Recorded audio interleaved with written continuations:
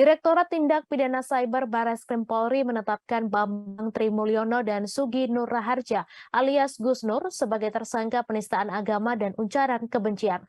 Lantas apa pernyataan yang dilanggar oleh keduanya? Tribunnews.com mendapatkan dua salinan link video yang diberikan oleh Divisi Humas Polri. Link video tersebut mengarahkan kepada dua konten yang dibuat oleh akun YouTube Gus Nur 13 Official. Dari dua video itu, satu video tersebut telah dihapus oleh pengguna. Sementara itu, satu video lagi dengan judul Gus Nur Mubahalah Bambang Tri di bawah Al-Quran masih tersedia.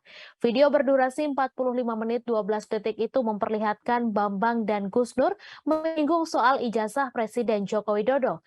Ia pun menyatakan siap melakukan mubahalah atau bersumpah jika tudingannya itu salah.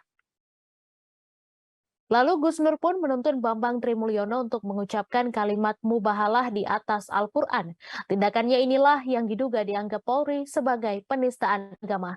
Diduga mubahalah yang dilakukan keduanya itu tidak sesuai dengan syarat ketentuan untuk dilakukannya mubahalah dalam ajaran agama Islam. Diberitakan sebelumnya, Direktorat Tindak Pidana Cyber Barreskrim Polri menetapkan Bambang Trimulyono sebagai tersangka dugaan ujaran kebencian berdasarkan suku, agama, ras, dan antar golongan atau SARA dan penistaan agama. Nama Bambang Trimulyono belakangan dikenal sebagai penggugat ijazah palsu Presiden Joko Widodo. Namun ia ditetapkan tersangka bukan terkait gugatan ijazah palsu tersebut.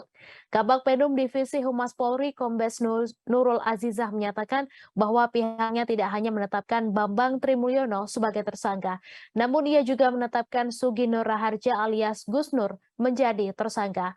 Adapun penetapan tersebut berdasarkan laporan polisi nomor LPB 05689/2022 Barreskrim Polri tertanggal 29 September 2022. Dalam kasus ini, Nurul mengatakan keduanya diduga telah melakukan ujaran kebencian dan penistaan agama melalui akun YouTube Gus Nur 13 Official. Nurul menjelaskan pihaknya juga telah menyita sejumlah barang bukti yang terkait kasus tersebut.